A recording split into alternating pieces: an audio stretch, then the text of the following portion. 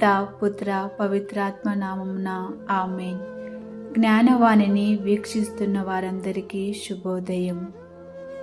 పవిత్ర గురువారం సందేశం, నిరుపేదలను గుర్తించుట.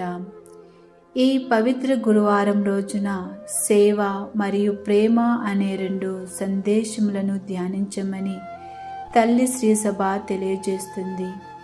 ఈరోజు మనకు అందించబడిన సందేశం కేవలం ఒక కథ యొక్క సారాంశము తెలియజేయుట కాదు, కానీ మన విశ్వాసం యొక్క ప్రధాన అంశాన్ని మరియు క్రీస్తుని అనుచరులుగా జీవించటానికి ఒక బలమైన ఆహ్వానము. అత్యంత ప్రజాదరణ పొందిన అక్వేరియం చేపల్లో ఒకటి షార్క్ అని ఒక వ్యక్తి నాతో చెప్పాడు.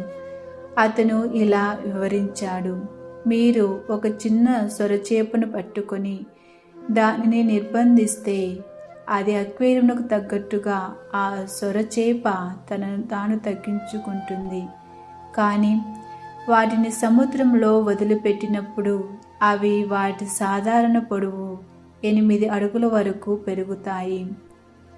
పై కథ సారాంశం నుండి షార్క్ చేప మన ప్రయోజనాల కోసం ఏ విధంగా కట్టడాలను, సరిహద్దులను ఏర్పరచుకుంటున్నామో వాటిని గుర్తు చేస్తుంది.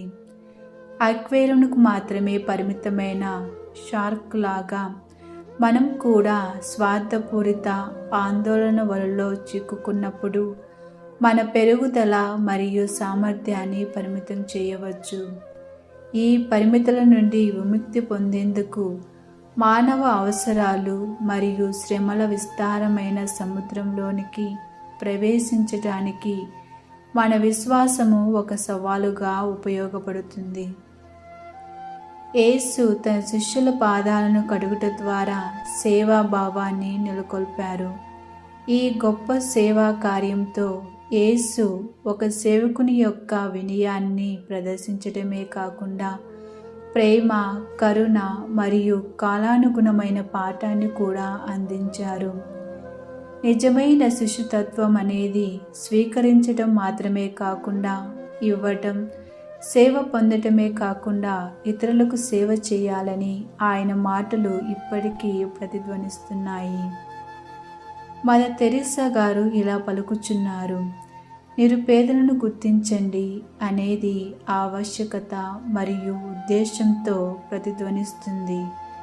దాతృత్వం మరియు దయ మన చుట్టూ ఉన్నవారి మరియు మన చుట్టూ ఉన్నవారి అవసరాలను గుర్తించడానికి ఎంతో సాహసపడతాయి. అట్టడుగున ఉన్న అణగారిన వారి ముఖాలలో క్రీస్తుని ముఖమును చూడవచ్చు. ప్రేమ మరియు కరుణతో సేవ చేయాలని మదర్ తెరీసా గారు మనకి పిలుపునిస్తున్నారు.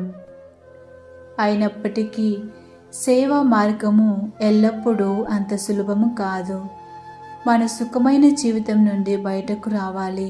అసౌకర్యం మరియు పనిలో నిరుత్సాహకరంగా అనిపించినప్పుడు కూడా పట్టుదలతో ఉండటం నేర్చుకోవాలి. ఈ పవిత్ర గురువారం రోజున క్రీస్తు పలికిన పలుకులు ఒకసారి స్మరించుకుందాం. మనుష్య కుమారుడు సేవించుటకే కానీ సేవింపబడుటకు రాలేదు. క్రీస్తు నడిచిన అడుగుజాడల్లో నడుద్దాం. ఆమేన్.